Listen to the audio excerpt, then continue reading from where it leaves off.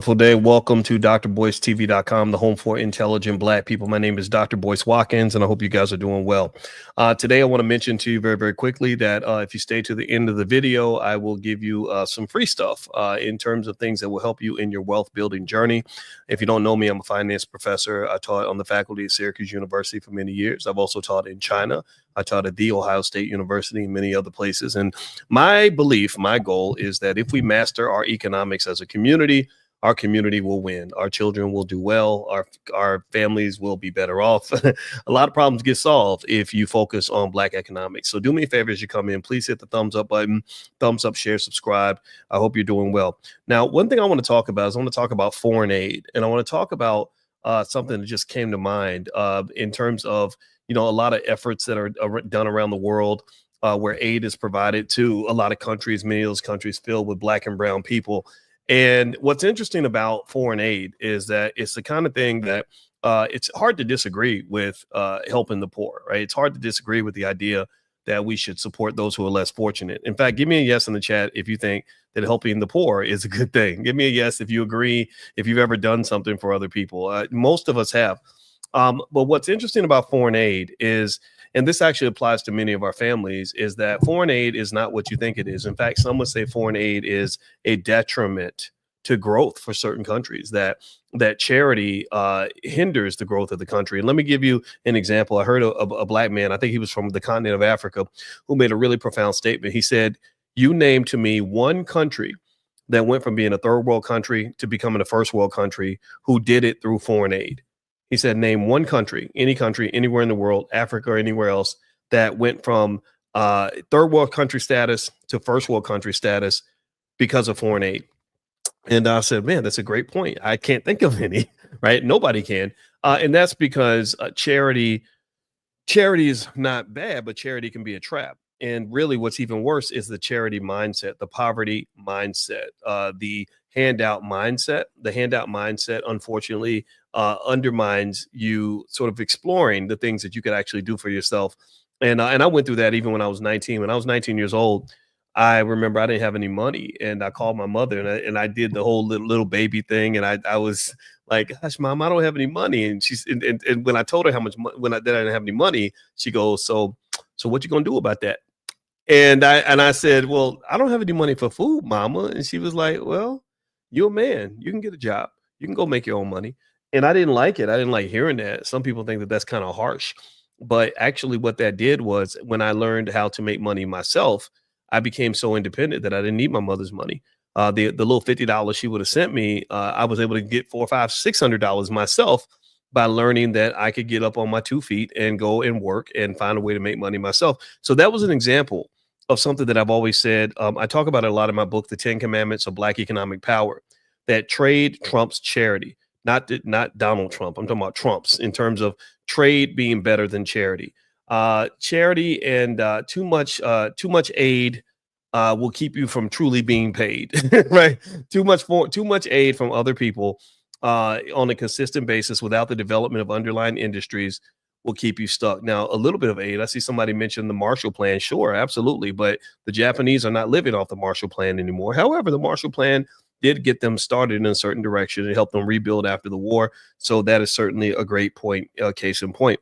Now, let me break down for you some reasons why foreign aid has never developed many of these countries and why it keeps you poor. And then we're going to circle it back to the African-American community. Like I said, if you hang out to the end of the video, I'll give you some free stuff that'll help you in your wealth building journey. So bear with me as I break this down. I won't take much time, but I think this is important to hear. Number one, when you have a charity-based situation, it creates dependency.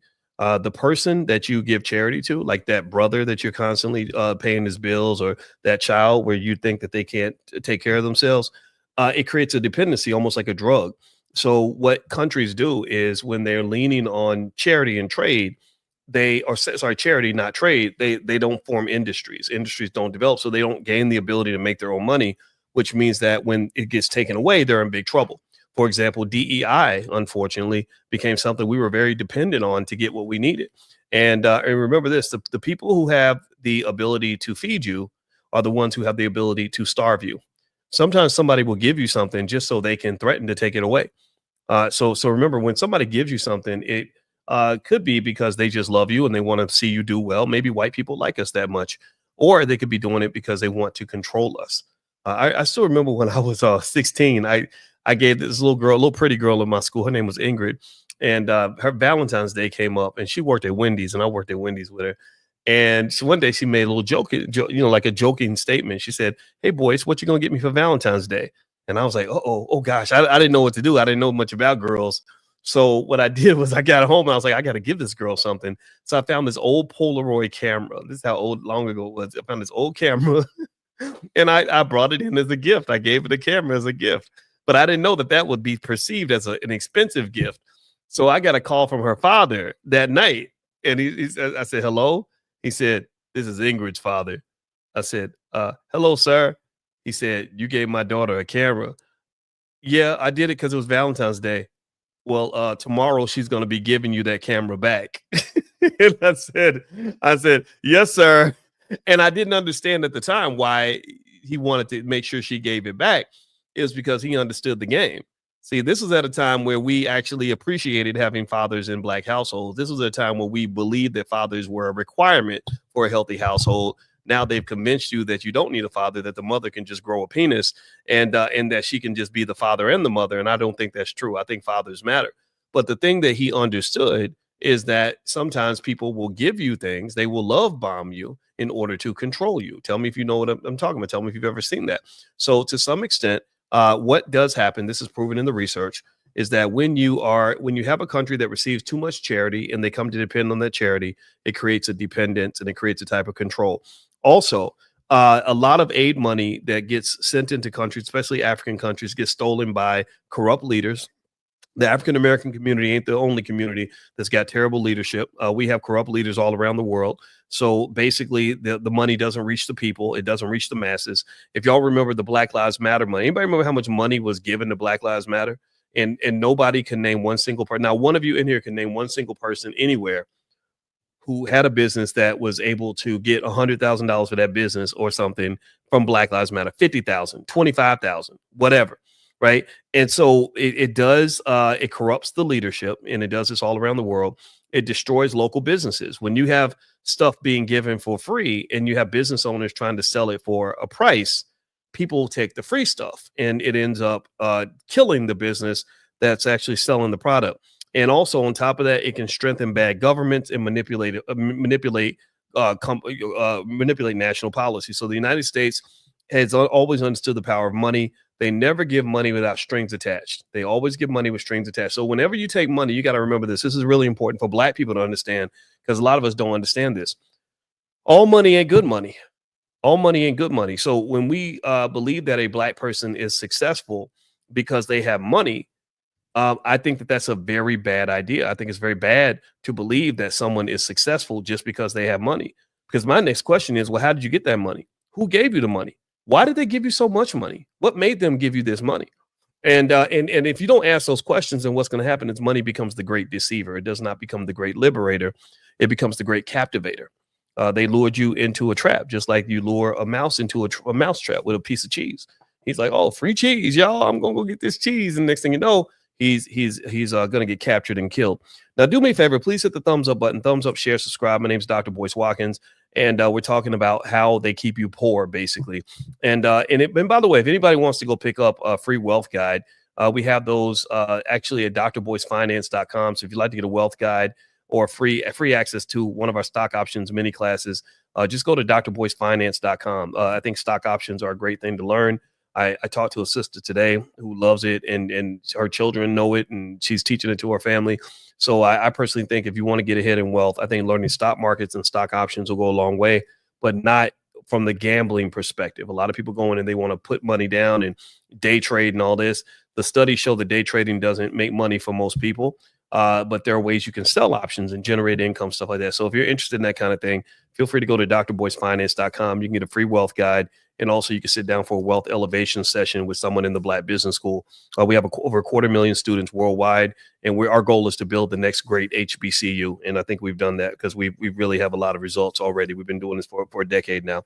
All right. Now, the biggest example, as you hit the thumbs up button, the biggest example of where aid went bad where aid went corrupt actually was the country of Haiti. Does anybody know what happened with Haiti? Anybody remember how Haiti, Haiti was getting all this money after they had that big earthquake around 2010, and everybody was donating, and everyone thought that Haiti was going to really benefit and become this massive, economically sustained company or a country after the earthquakes were done. Anybody remember that?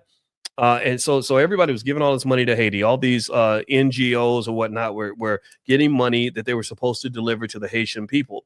And so here's what happened. So they got billions of dollars in aid. Billions of dollars flowed through the hands of a lot of people. Well, a couple things happened. Number one, local farmers got crushed.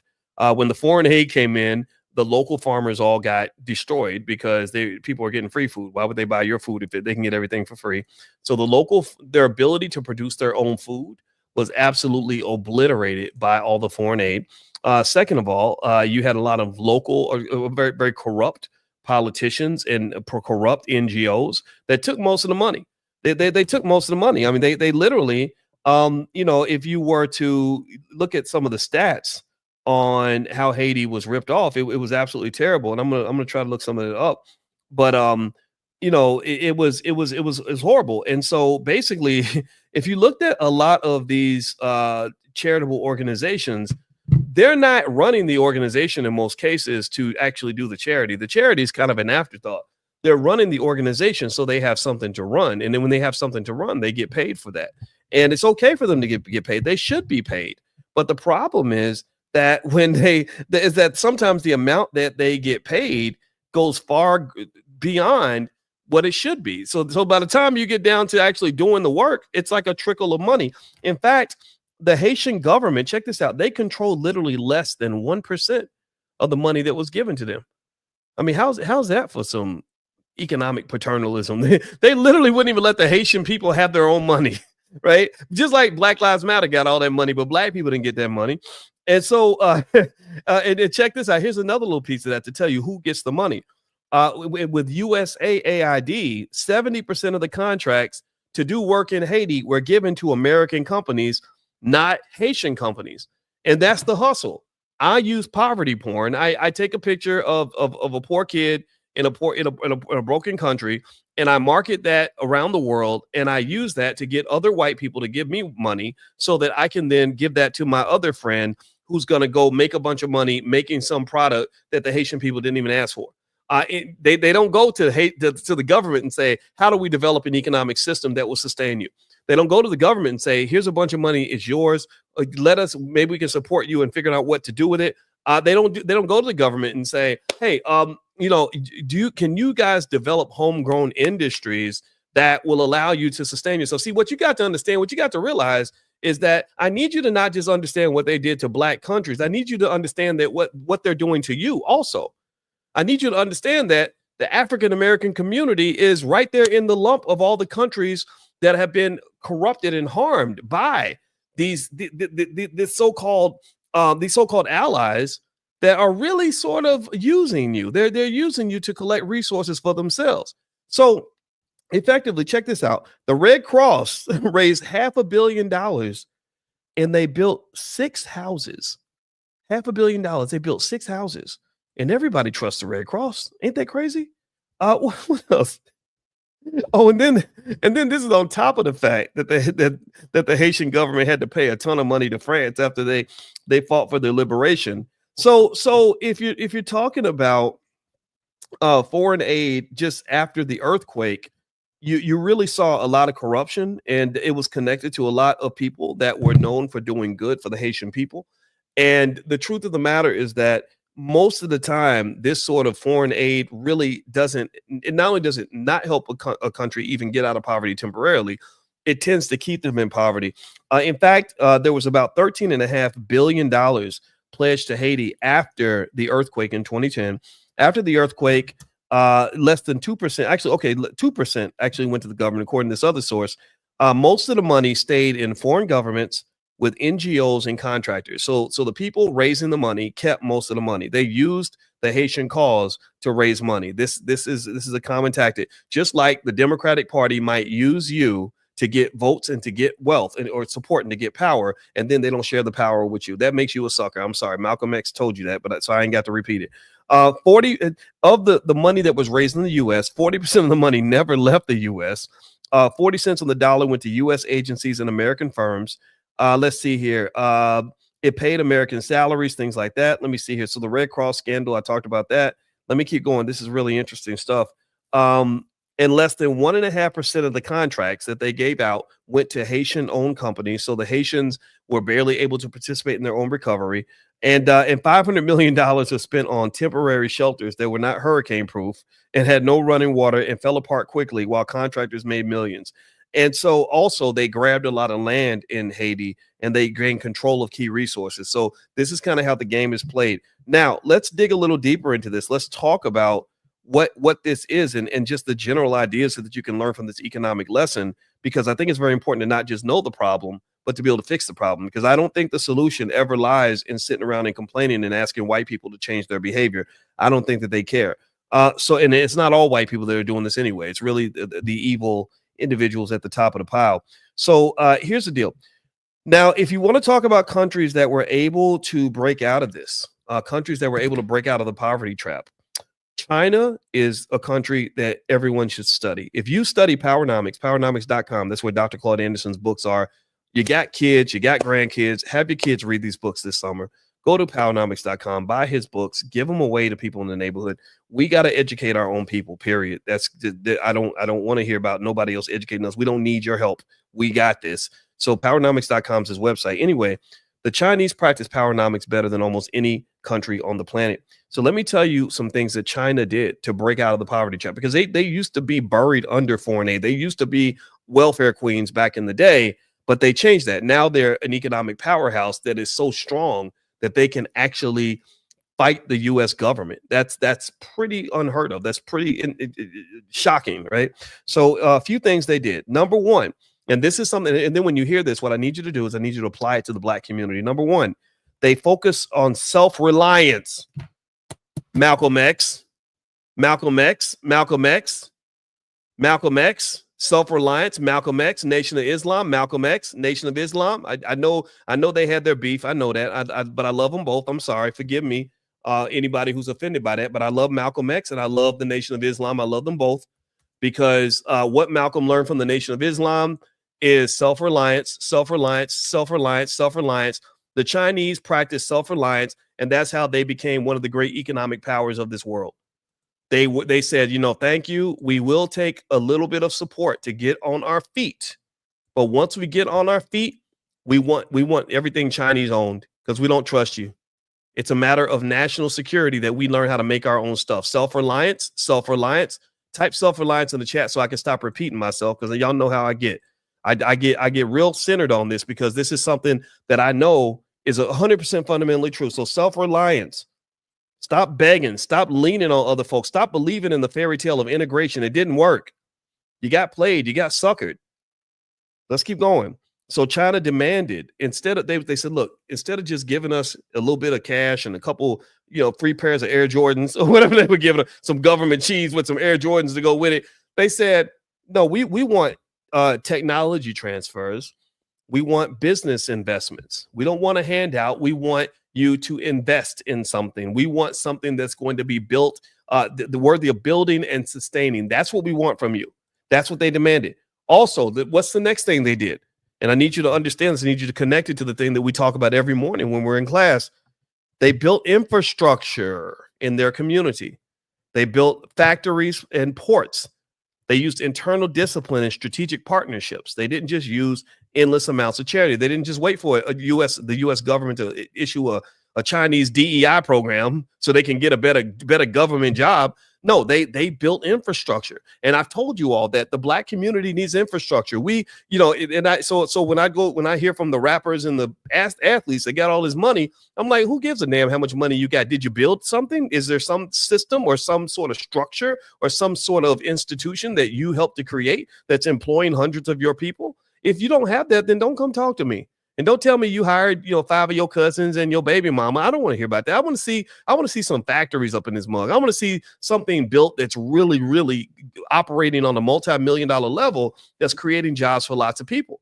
So you have to have infrastructure. This is what the Chinese focus on. What else did they focus? This is a good one. This is the part that makes people mad at me. This is the part that makes me into the radical black man. Check this out.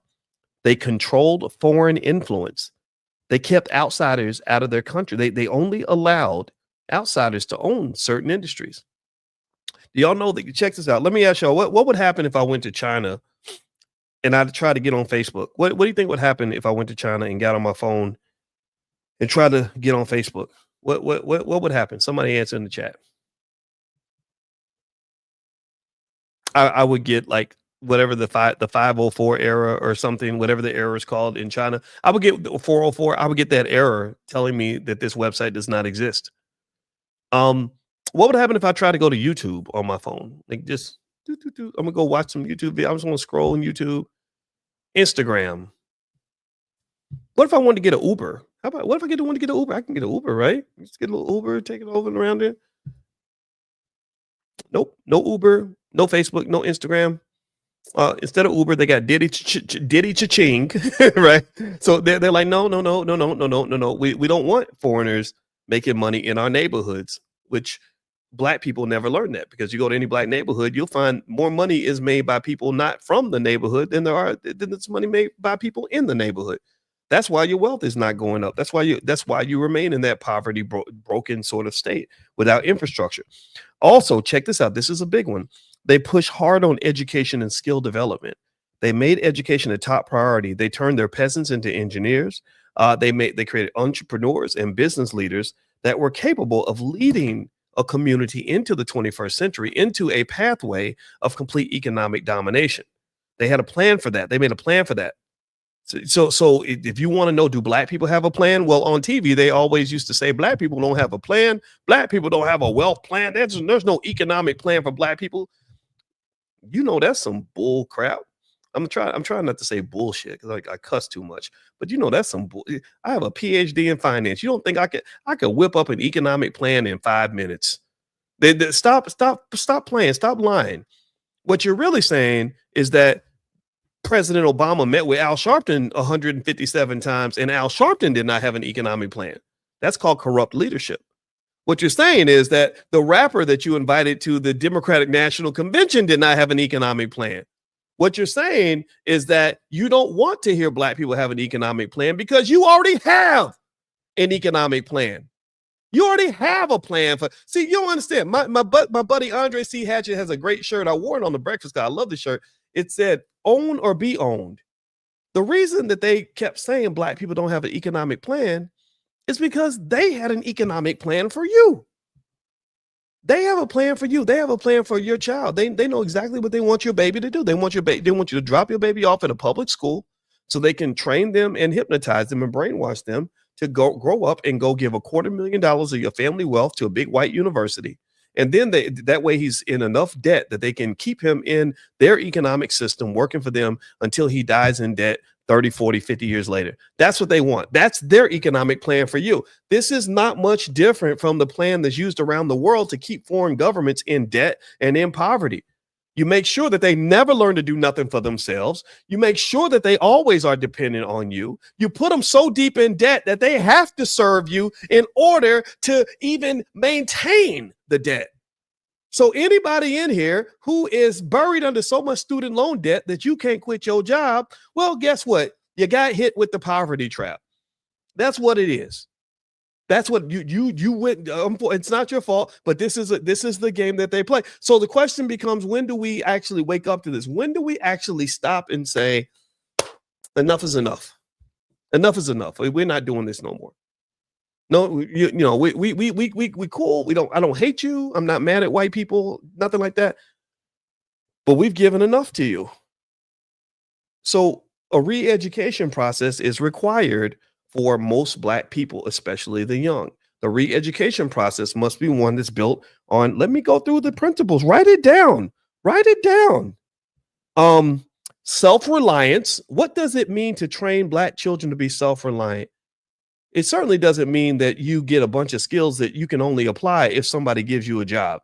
Like I know how to manage a business, but do you know how to start a business, sir? No, I don't know how to start no business, but I can manage one. You go start the business. I'll manage it for you. No, sir, that does not make you an economic parent. That makes you an economic babysitter. And you're right, every parent needs a babysitter. So someone will pay you to babysit their business, but I need you to learn how to go create one. It's like giving birth to a baby. It's a lot harder to be the to give birth and to raise the baby than it is to actually just be the babysitter. But you have a lot more control and equity in your investment. Build infrastructure. What infrastructure do we need? We need institutions. Anybody listening who's got a little money in your pocket, anybody connected to athletes and entertainers that have all the money, get people around you that can build infrastructure. Get people around you that can build stable businesses. They can build stable portfolios. That can create stable jobs. That can create economic scenarios that allow you to have access to true power. You can't ever really truly be free or strong when the best and brightest and greatest people in your community are out here still begging for jobs. Like everyone talks about Deion Sanders' family being black excellence, and I think that they are an amazing family. But it was really fascinating to me watching him and his son begging for a job and upset because he didn't get a job. Sure, they're worth millions of dollars, but they're still begging for a job. You're kind of rich. You don't really need to beg for a job. And I'm going to tell you like this. If he'd had more of an institution building mentality, he probably would have said, I don't really want to go to Colorado. I want to come to Jackson State because I can make twice as much money building something great at Jackson State than I could by getting money at Colorado. But Colorado that's the fast money. Whereas Jackson State would be the slow, more difficult task because you have to have the desire and the creativity and the skill set to build something where nothing stands. You have to do whatever the people were that created Colorado State. You have to have the little bit of the juice that they had. Most of us ain't got that juice. Most of us know how to get on a wagon, but very few of us are trained on how to build the wagon that other people are going to try to get on later. So ultimately, and the hard part about this conversation is that when I bring it up, there are people who just don't understand, and it's okay. I get it. And in fact, I may even be wrong. I might be different from you. You may not even like me, and that's okay. All I'm trying to say is that you need diversity in your perspectives as a community. The black community cannot produce 40 million people who are all looking for a white person to hire them. That is not a sustainable economic model. That is an economic death trap. And if you don't believe me, look at the data, look at the statistics, look at how black wealth is going down, despite the fact that you work the hardest, you rap, you spend the most time rapping, you're out here dancing but you're dancing for white folks, playing basketball. You have all these basketball and football players, best athletes in the world, and your wealth is still going down. That's because you don't have a good economic model. Trade, not charity. Let's keep going. Let's talk about China. So what else did China do that we could do? Control foreign influence. I'm straight up with it. I don't believe I believe black people should be educated by black people. I'm not saying that white people are bad. I'm not saying that they don't have a voice. I'm not saying that what you can learn from them is worthless. I'm saying black people should be the first people educating black people. I remember when I was a little kid and I would go to school and we would every day we would stop and the Jewish kids would all get off the bus and they would all go to Hebrew school. And I didn't understand that. I was like, why do they have to go to school after school's over? That's torture. And what I found out was that the reason they would get off the bus and go to Hebrew school is because the Jewish community said, yeah, we want you to go to public school with everyone else. But after you get out of public school, you need to come and learn from your people, so that you can learn the really important stuff, which is not just how to be educated and successful and get a good job, but also we need you to learn how to build our community. We need you to learn how to be a good citizen of the Jewish community. So why can't black people have something like that? Why can't the black business school be a version of Hebrew school? That's what we're trying to build here. And people that don't understand it, I don't understand them. I don't understand you. I'm like, why are you such a white supremacist that you think white people can do it, Jewish people can do it, Asian people can do it, but we can't do it? No, we need to have spaces where we're learning from ourselves and focusing on ourselves. If you focus on yourself and learn from each other and build for yourself, then guess what? You're going to have something there. Let's keep going here. Pushing hard on education and skills. Education and skills has to be more important than playing sports. Playing sports is nice, but 99.9% of all the little boys playing football right now will never make a nickel playing football. But they're all going to be in the game of life, and that game is brutal. No one's going to feel sorry for your little son when he's out here in this world trying to figure out how to make $1. The world is not going to treat him kindly. The world is not going to give him many things that he deserves. The world may not see him the way he should be seen. And in fact, he might get Shannon Sharp one day, and he's going to have to work his way through that. So my belief is that, generally speaking, education has to be a top priority. We have to make sure we educate our kids. When our kids are not educated, don't get mad at the school system, get mad at yourself, because we didn't do our job. So let's keep going. Also, another thing the Chinese did was they started doing exports. So they started exporting products to the world because they built industries and infrastructure, which allowed them to produce things that they could then sell to others. That's why Donald Trump hates China so much, because the Chinese figured out how to work the system. They said, okay, yeah. We some lowly little Chinese people. Just give us a couple of dollars. Let us hold it till Tuesday. And then they said, but by the way, instead of just giving us charity, we want to make investments. We'd like for you to make some investments, but at the same time, we're going to take that and we're going to flip it. And we're also going to flip our culture into a China first culture, where we don't really care if you leave China and become a great doctor across the sea. It doesn't matter if you're not giving it back to China. We will rate you. We will judge you. We will judge you. If you are Chinese and you ain't supporting the community, then you got to get up out of here. We have no respect for you. And so ultimately, I think for the Black community, the fact that you let somebody sell you out, sell you up the river, disrupt your culture, make you look like a damn fool, and then we still cheer them on because white folks gave them money, I think that that's wrong. I think that's horrible. I think it's actually quite corrupt. It's actually quite corrupt that the image of the Black male has been so distorted that we've identified ourselves as kind of these lazy people who really don't want to control anything, can't control anything. We're not building rocket ships like Elon Musk. We're not building factories. We're not out here building the things that our communities need. At least that's the perception people have. But there are lots of men who are willing to do that. And I think that those men should be recognized before you recognize the buffoon that fits every racial stereotype that you had before you decided to watch BET that day. Now, one of the things I want to ask you to do, if you could, please hit the thumbs up button, thumbs up, share, subscribe. My name is Dr. Boyce Watkins. And also, if you want to get a wealth assessment from the Black Business School, a free wealth elevation session, you can go to drboycecoin.com. You can also get free access to our stock options mini class by going to drboycecoin.com. And also, there's one other thing. My wife, Dr. Alicia, helped us to create the first ever Black financial therapy department. And basically what we've been able to do through academic research is form connections to understand the psychological barriers that keep us from building Black wealth. Y'all know how much I love my wife, how proud I am of my Black wife. She is a superstar in her field, actually. She's quite good. Very few PhDs become full professors. So I want to acknowledge her greatness in that and let her know that she's lending all that to the community. She's bringing it all home. And so I have a book called Financial Lovemaking. And so if you want a free copy of that book, as well as some stuff from Dr. Alicia, just go to boyceandalicia.com, boyceandalicia.com. That's the website. So when you get there, this is what you'll see. And you can just click on this link and you can get a free e-copy of Financial Lovemaking. It's a book I wrote when I was on the faculty at Syracuse University, and just my gift to you. So, all right. So anyway, let me finish up on this point, and then I'm going to head on out and let you guys get back to your day. So what's the premise here? What's the total goal here in terms of discussing plans for our community, as well as the vision for what's going to make us great? Not great again. We were always great. We just maybe didn't see our greatness. But I believe that as we do this, by the year 2070, I believe that's when you're going to see B1 children and grandchildren truly taking over the world. Like there'll be babies born in the year 2030 who at the age of 40 in the year 2070 are going to be making $1 billion, maybe $1 trillion moves. That's my vision for the community going forward. I wrote about that in my book called It Takes a Village to Raise the Bar, A New Paradigm for Black America. I think it's out there somewhere. I don't have a copy on hand, but it's out there. So you can feel free to go take a look at that. It's called It Takes a Village to Raise the Bar, A New Paradigm for Black America. So first thing we should do is we should have more Black-centered schools.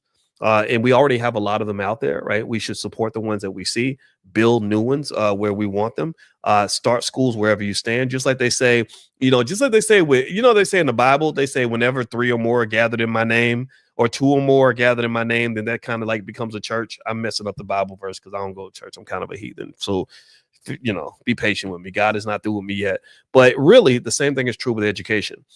I know for a fact that if you gather 2 or 3 people that want to learn, then you got a school right there. You don't need no teachers from the outside. You don't need no books. You got technology. You have more knowledge on your phone than any university ever in the history of the world. Do you understand what I'm saying? Especially in the age of AI. So we need Black-centered education, and it needs to focus on things like ownership, investing, entrepreneurship, and leadership. That's what we need. We need leaders. So we need to get our own oil, maybe we call it oil, right? OIEL, right? Which is ownership, investing, entrepreneurship, and leadership. So same way the Saudis got oil out there, we should have our black oil, which centers around things that we need in our community that are going to make us great. The right type of education for our kids. In fact, black wealth is the new black power. Black ownership is the only black power. So get some ownership, own something. You don't have to own, you don't have to run a business. I'm not saying everybody's got to be an entrepreneur. I'm not telling you to go quit your job. Keep your job. If you like your job and you like your boss, then keep the damn thing, because that can become a cash machine that funds your other part of your economic destiny. See, your economic situation should never come down to one person deciding if they want to give you a paycheck or not, because then you become vulnerable. That means when they decide they want to fire you, you're done. When they decide they want to lay you off, you're done. When they decide they don't want DEI no more, you're done. You don't want to be in that position. So keep the job, bring in the income, get multiple streams of that income. That might start with getting a spouse and having a good relationship with that person. And instead of thinking about whether or not she has a big booty or not, think about whether or not she can actually help you survive. That's probably a bigger priority. What else? When you have black-centered schools, here's what you develop. See, and a lot of other folks have figured this out, and we have to learn this too. I remember when I went to visit Indiana University with my wife. That's where I met her. And I met her in the library. I did not meet her in the club. If my wife had been a girl who hung out in the club, we would have never met, because I did not go to the club. I would be in the library, though. That was my nightclub.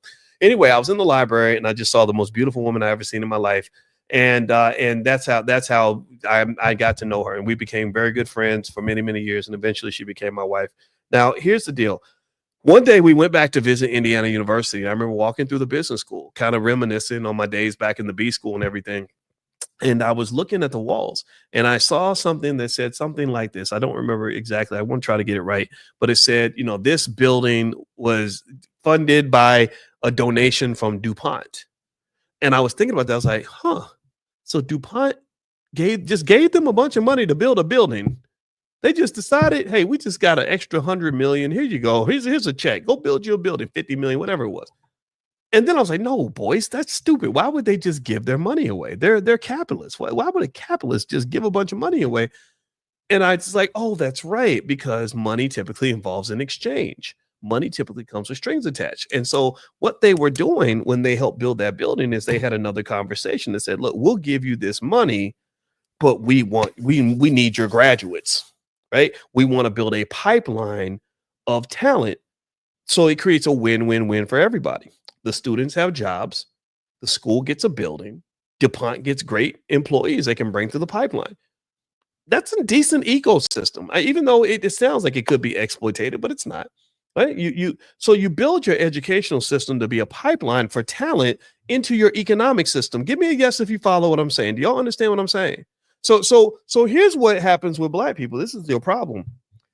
What should be happening is you should have a bunch of black-owned businesses that are funding black-owned educational spaces to create pipelines of talented young black people that can come and work for black people when they come out of school. You see?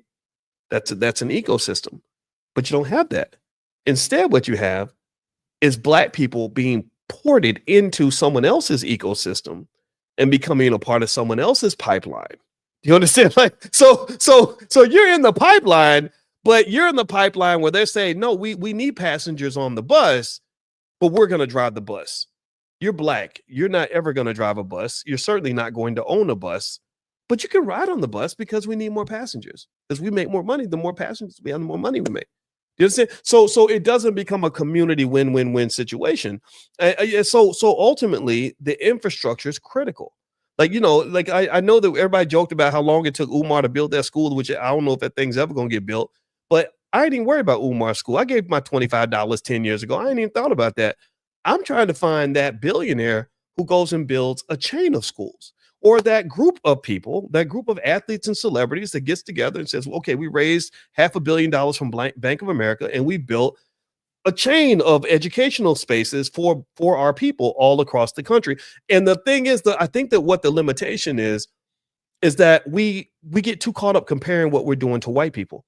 Because what will happen is people will say, well, let's build a school. And then they say, okay, well, the budget has to be 10 million and you got to go hire this many people and you got to buy these facilities. And then it becomes very overwhelming. It's like, damn, I don't have that kind of money. but you forget how special you are. You forget where you come from. You forget where the stock you see. We come from excellent stock. And let me tell you why. There was a university called Simmons College of Kentucky. Look it up, please, because they deserve your support. Simmons College of Kentucky was started by a group of ex-slaves that didn't have a nickel in their pocket. They weren't able to flash $100,000 like Shadur Sanders did after he got drafted. They wasn't out here wearing, $50,000 watches and gold rings and none of they couldn't afford that type of stuff. They could barely afford food. So how in the hell could a bunch of ex-slaves who could barely afford food start a whole university?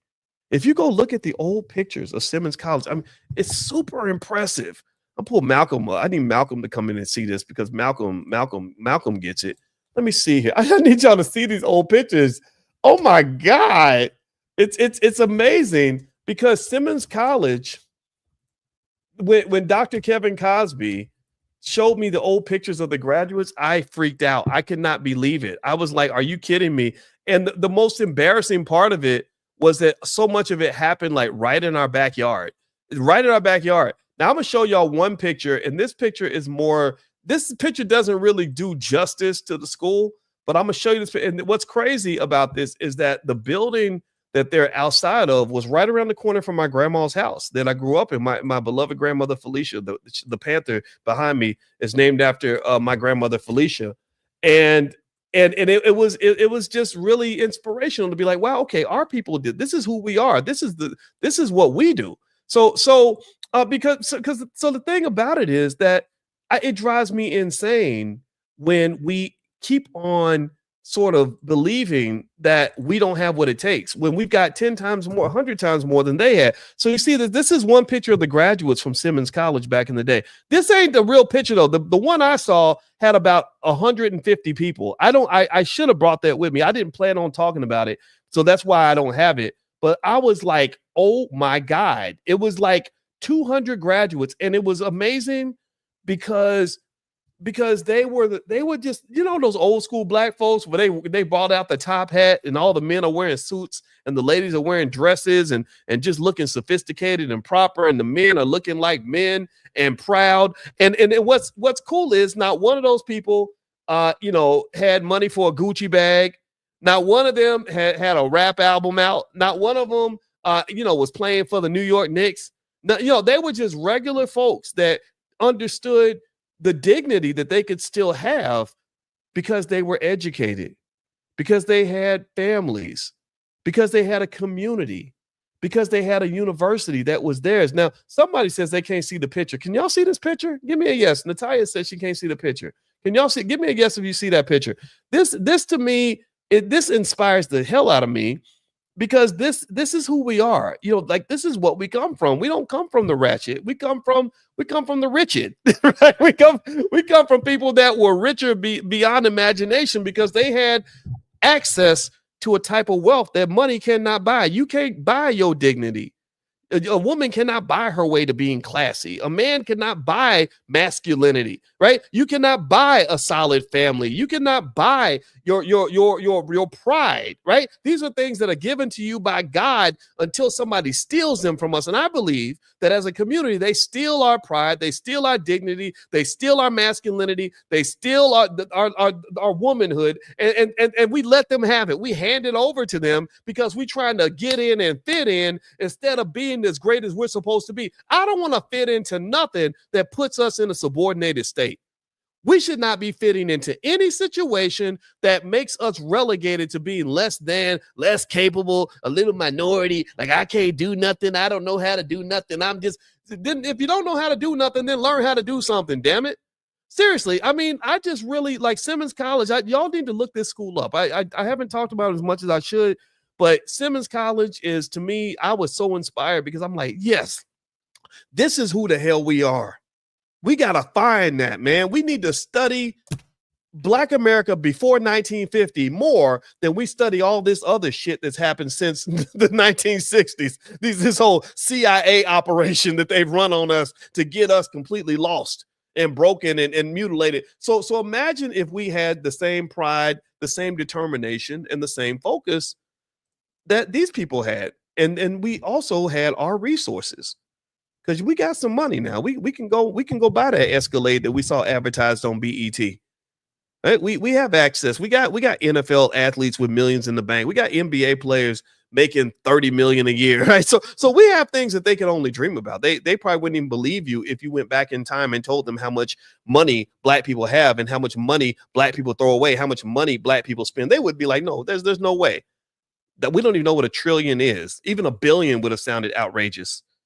But we literally spend 1.8 trillion a year. But it's misguided spending. It's like we got this fancy car the white man kind of gave us, and we never even got a damn driver's license. We driving like Steve, we driving blind. So I think that the ancestors can give us the guidance that we need to make ourselves as great as we're supposed to be. So this to me is something I encourage you to look up. Other things we can do besides black center schools, we have to control industries. We have to even know what that looks like. What does that mean to control an industry? Local infrastructure, things like banks, schools, business centers, real estate, utilities, transportation. So we have to stack assets, not just houses, but that's a good start. Assets, houses, land, just making sure the children understand what it means to own property, just what that means. Strategic partnerships, I think, are beneficial other than charity. So when we talk to the politicians who come along and say, well, we're going to give you some more black jobs. I don't care if it's Trump, Biden, or somebody else. I don't want more jobs. We have plenty of jobs. I want us to have some more businesses. I want us to have some capital. Access to capital is the number one thing that you want. If you have access to capital, imagine if somebody loaned Boyce Watkins $1 billion to build the black business school. Can you imagine what I would do? Can you imagine what somebody like me could do with if you gave me like 1% of what Elon Musk was loaned when he created Tesla and SpaceX? I'm smarter than this man. Like, I could do more than that, right? I know smart people like Dr. Ken Harris and others that could take it to the next level. And so ultimately, when you're talking about our economic plan, this is the point. The economic plan cannot just consist of everybody go get a job. We know this. The economic plan has to be everybody go get some wealth, everybody go get some power, everybody go figure out, play your position, whatever that is. The wealth starts with things like your family. You bring them kids together, make sure you teach the babies, make sure you teach them the right things, love them first and be there with them. And you're the first and primary educator of the babies. You pick a man or a woman in your life, pick carefully, work through, get the therapy so you can learn how to pick properly. Right. Then when you pick properly, then you get your teammates, and then you and your teammates get together and you do your best. You cheer each other on. You say, come on, you got this. Well, let's get it. What are we going to do today? How are we going to conquer the world today? Right. Find your riding buddies that'll run with you on this. Right. And then you just start building. You start building, and you have to build in a way where you are conscious of the possibilities, but you're not overly committed to whatever's happening around you. And what I mean by that is it's almost like investing in the stock market. In the stock market, you have to know a few things just to kind of get started, which doesn't take you long to learn, but you can't be overly committed to what's happening right now. Like, you can't be deceived by the moment. The moment will deceive you. The moment will make you think everything's falling apart. The world's going to hell. Being in the stock market is the worst place to be. But that's still the time where you want to stay, because that's where the empires are built. That's where the wealth is built. There's no community or person that's ever built a massive amount of wealth who can't tell you crazy stories about how bad things got or how crazy things got. So to some extent, you need like a little bit of faith, but then also in addition to faith, I think a type of consciousness that is a blend of between faith and knowledge and information is beneficial. So for example, when I'm sitting and I tell you, hey, there's never been a time when the stock market's ever gone down and didn't come back up. Well, maybe that helps you hold your nose and hold your breath when the market goes south, so your diversified portfolio can have time to recover, because you know that long term, this is what typically occurs, right? So we have to have an investor mentality. And for example, in the Black Business School, we have something called the Black Millionaires of Tomorrow program. And we teach kids everything from real estate to stock options to entrepreneurship, everything else. And one of the things that we have parents tell their kids to memorize is a model called the POISE model, POISE. POISE stands for producer, owner, investor, saver, entrepreneur. Producer, owner, investor, saver, entrepreneur. The people that have the money in this society are the producers, not the consumers, the investors, not the spenders, the owners, not the employees, the savers, and not the people that are tricking their money away. It's the entrepreneurs and not the people that get the jobs. I'm not saying that there's anything wrong with any of those categories. I'm saying that if you want to make the power move, Tell your kids to keep their poise. That's what's going to get them ahead. So anyway, I'm going to get out of here, guys. I want to say thank you very much for hanging out with me. Just to mention, I do have a book, The 10 Commandments of Black Economic Power. It's an Amazon bestseller. And we're actually selling the copy super cheap for anybody that wants to make it into a business. If this is your thing, if Black wealth is your jam, then we would love to support you as you support the school. We're raising money for the school by creating win-win scenarios. So what we do is we let everybody in our Black Wealth Ambassadors program buy the book super cheap. You can actually get this book. I'll sign. I have autographed copies. I have stacks and stacks of them that you can buy for $15. The regular price is $40. So you can buy it for $15. And if you want to resell it for $30, $35, $40, whatever the case may be, use it for a class, use it for a study group, take it to your church. Then you have Boyce Watkins autograph books that you can order. And some of you have ordered as many as 100 at a time. Try not to order more than 100. I think it puts a lot of weight on the team. So for 50 to 100 at a time, but still you can order from us. And also our flashcards. We also will send you links where you can buy the flashcards cheaply. We have flashcards for real estate. We have flashcards for entrepreneurship. We have flashcards, new flashcards for stock options for children. Because I believe, do I believe this? I know that if we really, really rush and really push and make it a top priority to get our kids ahead in the wealth game, make sure they understand the basics of economics early, they are going to blow the field away. They're going to absolutely obliterate the world. All you got to do is give them it's KID. This is the model: knowledge, investment, discipline. So you give them the knowledge. This is where the flashcards come in. This is where the workbooks come in, stuff like that. We even have digital programs, blackmillionairesfortomorrow.com, if you want to go check that out. You give them the knowledge, then you give them an investment. You give them something to work with. This is where the $5 a day program comes in, but you got to start when they're young. You can't wait till they get older. You start when they're babies, right? And so by investing small amounts of money, you build them an asset base, and then you give them discipline. Discipline is that's the third part. That's the part money can't buy. Discipline is delayed gratification. It's understanding that sacrifice is required to build something. You have to have a vision. You have to sacrifice, be committed to the vision, right? And the discipline part is really important because you live in a society that doesn't, in my opinion, I don't think they really want Black children to have much discipline. They don't. They give them excuses. Well, the reason that you got 8 babies mamas is because you're Black. No, the reason he got 8 babies mamas is because he can't control his junk, and he is out here sleeping with any girl that looks good, and he never got the help and the guidance to get over that or to grow up from that, right? So my point is to say that the discipline piece, if you master that, then you become economically unstoppable. The kid who has knowledge of how to use wealth, access to wealth, and then the discipline to use that wealth wisely in a patient, intelligent way where he's gotten the therapy and he knows how to stay focused, is going to obliterate the competition. This is why the Chinese are going to dominate the United States, because they got an asset base now. They have the knowledge. Their kids are better educated than our kids, and they have the discipline. They make 300-year plans for their families. They're thinking over multiple generations. We're thinking about the next election cycle or the next quarter's earnings report, right? That's all we can't look past the next 4 or 5 months. Oh, they're looking at the next 40 years. They have a 100-year plan in China for economic domination. They're about in year 55, year 60, something like that. So if you give that to your kid, they're going to dominate. They're going to absolutely dominate. So KID, that's the model. So anyway, if you want to be a part of our Wealth Ambassadors program and get discounted access to things, you can pull out your phone and text this word to the number 87948. So text the word wealth to the number 87948, and I'll send you a link, and you can get flashcards, workbooks, everything at a massive discount. And you can either buy it for yourself or you can give it away to the neighborhood kids. I like being the neighborhood dad. I think that's a lot of fun. So kids come in our house, you're going to learn powernomics, whether you like it or not. And you can also get autographed copies of my book. So this is the ecosystem we're working to develop. And we're hoping also that you make some money for yourself, right? I want you to make it into a business so that we can all just do business together and all be better off together, because that way we can focus on the mission. So anyway, guys, somebody says, will there ever be another discount to lifetime access to Money in the Morning? Kashif, let me look into that. I don't know what coupon is out there, but I could go find out, and we could do something. If you have a question for the Black Business School on any level about anything, you can email our support team. Email support@theblackbusinessschool.com. That's support@theblackbusinessschool.com. Okay, guys. So anyway, that's it. It was great talking to you. Thank you so much for listening. I appreciate you, and I'll be back a little very, very soon. And I hope you guys have a wonderful day. Take care, everybody. Bye-bye.